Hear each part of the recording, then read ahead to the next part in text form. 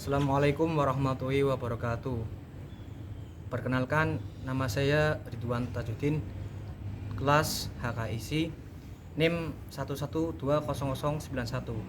Di sini saya akan menerangkan tentang penjelasan mengenai bagaimana cara menganalisis perbuatan seseorang menggunakan ilmu pidana material dengan baik dan sesuai syarat. Juga konsekuensi atas perbuatannya sehingga dapat memenuhi aturan yang berlaku di Indonesia. Dan juga bagaimana harapan saya mengenai hukum pidana material di Indonesia di masa yang akan datang. Nah, video ini dibuat guna untuk memenuhi tugas UAS hukum pidana. Langsung saja, yaitu tentang menurut ahli pidana Sumarno SH/MH atau ahli hukum pidana, penyuluh hukum pidana material adalah hukum pidana yang memuat satu aturan-aturan yang menetapkan dan merumuskan perbuatan-perbuatan yang dapat dipidana. Yang kedua, aturan-aturan yang memuat syarat-syarat untuk dapat menjatuhkan pidana. Yang ketiga, ketentuan mengenai pidana. Langsung saja, seperti KUHP, asas legalitas dalam hukum pidana.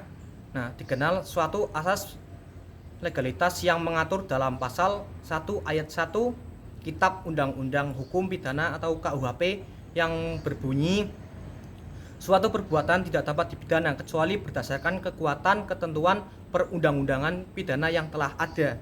Nah, asal legalitas berlaku dalam ranah hukum pidana dan terkenal dengan adagium legendaris von Feuerbach yang berbunyi nullum delictum nulla poena sine preve legal poline, yang secara bebas adagium tersebut dapat diartikan menjadi tidak ada tindak pidana atau delik, tidak ada hukuman tanpa didasari peraturan yang mendahulunya. Nah, secara umum von Feuerbach membagi adagium tersebut menjadi 3 bagian, yaitu 1.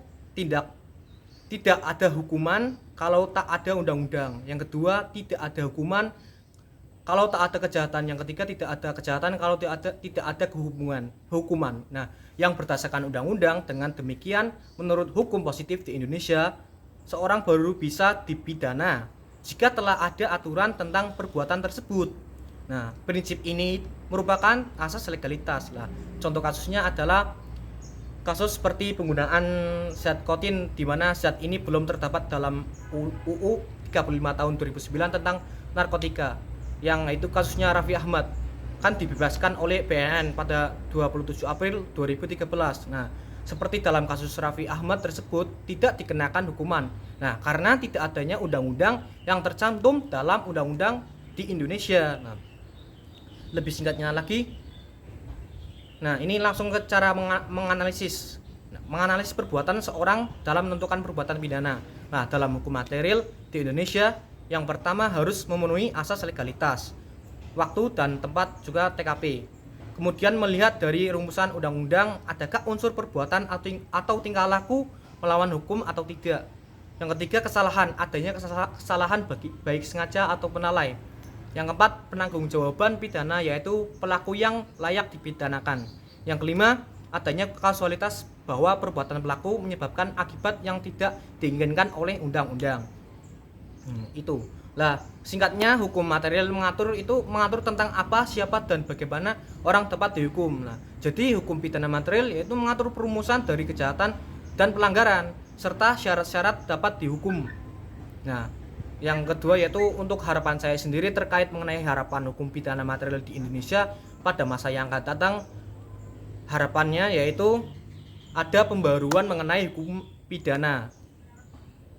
Alasannya pentingnya dilakukan pembaruan hukum pidana memiliki tujuan untuk memperbarui baik dari segi tindak pidana, pemidanaan, dan pertanggungjawaban.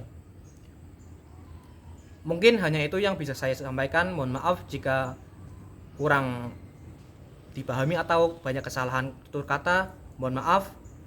Wassalamualaikum warahmatullahi wabarakatuh.